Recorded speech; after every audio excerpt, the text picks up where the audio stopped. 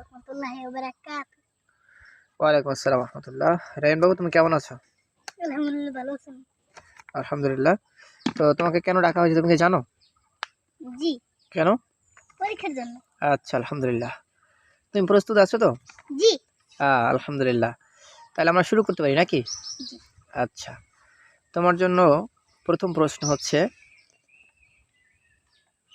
আরবি হরফ কয়টি? তুমি সুন্দর করে। 29টি। আচ্ছা, আরবি হরফ 29টি, তুমি বলতে পারবা? জি। আচ্ছা, বলো।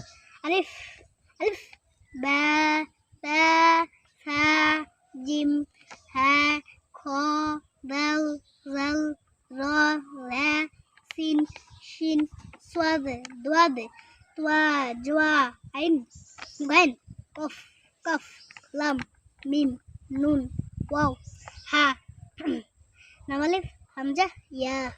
জি, তোমাকে ধন্যবাদ। তুমি সুন্দরভাবে আরবি হরফ 29টি বলতে পেরেছো, এর জন্য জাযাকাল্লাহ।